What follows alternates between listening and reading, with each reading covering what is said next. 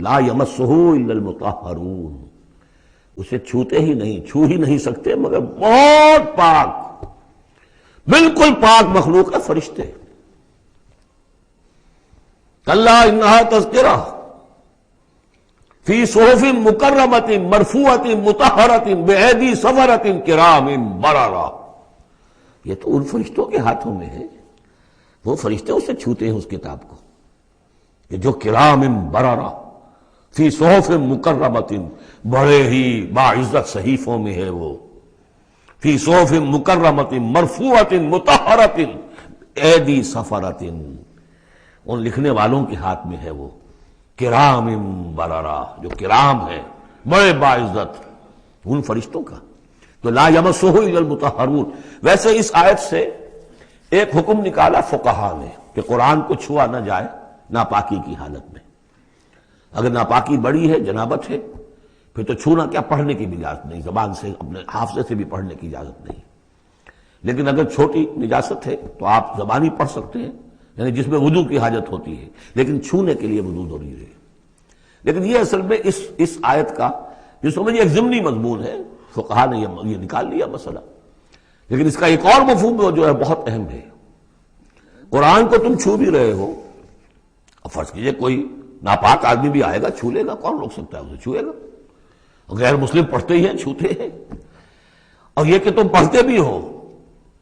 لیکن اس قرآن کا جو ایک اصل نیوکلیس ہے، اس کا جو اصل لب لباب ہے،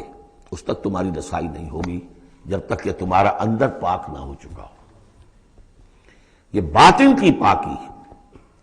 قرآن کے اصل علم اور فہم اور اس کی اصل ہدایت کو حاصل کرنے کے لیے شرط لازم، اس کا مرکز جو ہے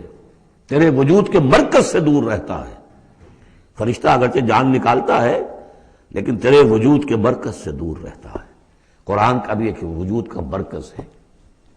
اسی لیے کہا ہے سورہ حدید میں پڑھیں گے ہم،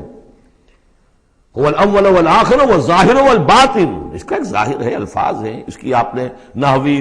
اور صرف کی بحث کر لی، مطلب یہ ہے روایات پڑھ لی، اس کی ایک روح باطنی ہے، اس تک رسائی نہیں ہو سکتی الا المطہرون، اس کو چھو بھی نہیں سکتے وہ لوگ مگر وہ لوگ کہ جو پاک ہو چکے۔ اسی لیے نوٹ کیجئے، چونکہ وہ مضمون اب آ چکا ہے، ایک مرتبہ اور آگے آئے گا سورہ جمعہ میں، 3 مرتبہ آ چکا ہے۔ حضرت ابراہیم اور حضرت اسماعیل نے جب دعا کی تھی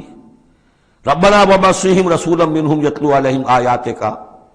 ویعلمہم الکتاب والحکمۃ ویزکیہم، تعلیم کتاب و حکمت کو پہلے رکھا تھا، تزکیہ کو آخر میں رکھا تھا، لیکن اللہ تعالیٰ کی طرف سے 2 مرتبہ ہم پڑھ چکے ہیں، ترتیب اللہ نے بدل دی، کما ارسلنا فیکم رسولا منکم یتلو علیکم آیاتنا ویزکیکم ویعلمکم الکتاب والحکمہ، تزکیہ پہلے، تعلیم کتاب و حکمت بعد میں۔ پھر سورہ آل عمران میں آیا لقد من اللہ علی المؤمنین اذ بعث فیہم رسولا من انفسہم یتلو علیہم آیاتہ ویزکیہم ویعلمہم الکتاب والحکمہ۔ تیسری مرتبہ پھر یہ آیت آئے گی سورہ جمعہ میں، هو الذی بعث فی الامیین رسولا منہم یتلو علیہم آیاتہ ویزکیہم ویعلمہم الکتاب والحکمہ۔ پہلے پاک کرو اندر سے، پھر اس کتاب کو سمجھو گے، ورنہ ہو سکتا ہے تفسیر لکھ دو لیکن تمہارا باطن اس سے جگمگائے گا نہیں، تمہاری اپنے اندر اس کا نور نہیں آئے گا۔ تفسیر لکھ دو، ہیں لکھنے والے،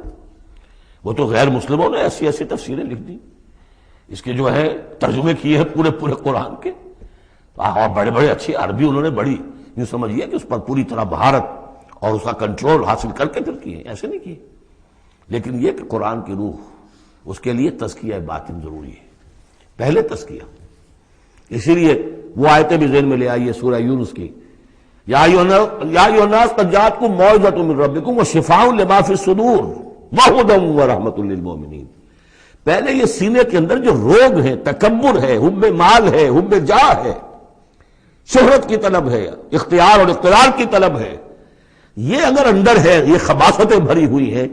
تو اس قرآن کا جو اصل فہم ہے وہ تم پر کبھی منکشف نہیں ہوگا۔ ڈکشنریوں سے دیکھ لو، پڑھ لو، اندر پاک کرو۔ فرمایا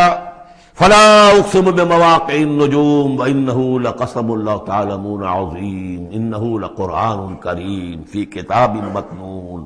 لا یمسہ الا المطہرون